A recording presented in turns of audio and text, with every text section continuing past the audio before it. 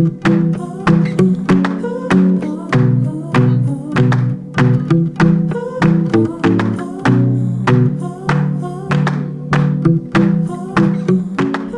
yeah, we lived on North Road, that's where we lived, but as a kid, but I remember here first.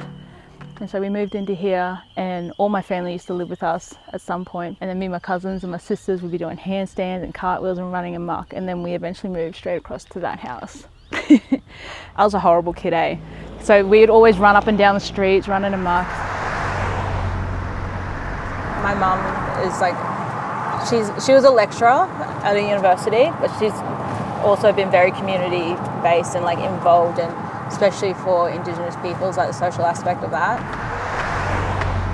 So I auditioned for ACPA, and then a couple weeks later I found out I'd gotten in, and then a few weeks, I gave my 2 weeks notice that day and I was like, I'm leaving. I'm going to study music. And so I had a really good paying job in government at the Department of Justice and Attorney General, but I was like, I'm just going to risk it, we'll go for it. And so I ended up studying at the Aboriginal Centre of Performing Arts at Kangaroo Point. But I used to just sit there on the front veranda and just write songs all the time and sing, and I'd be under the house of my uncles playing and singing, because they're the ones that taught me how to play guitar, my Uncle Jay, my dad, my Uncle Al.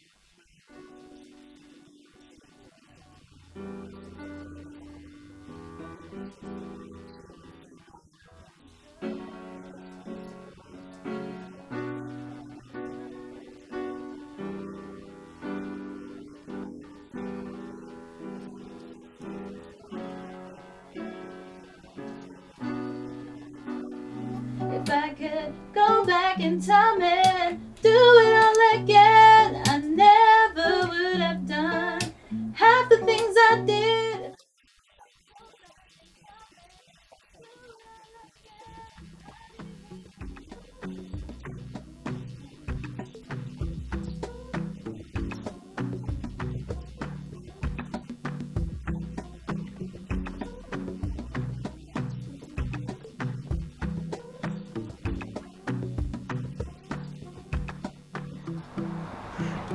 Growing up in like two different worlds and having your own voice, especially when you feel like your voice isn't being heard. So music was like a remedial tool for me to express myself safely. Growing up, I always felt like a bit of an outsider. I always felt like I was a little bit different. I didn't think the same as people. I didn't learn the same way as other people. And that's why I love doing music, because it kind of feels like it gives me a place that I kind of fit in, or I can communicate well with people.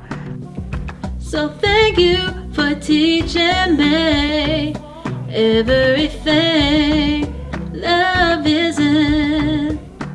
It's called Love Isn't, and it came about really spontaneously. I had all these emotions, but I was all bottled up, and it just hit me like one line, like, you are my faith. And I literally ended up writing it in about 15 minutes, but it felt very honest, and like literally everything I kind of want to say to a person, regardless of a relationship. They all get to a point and things might change, whether it's good or bad.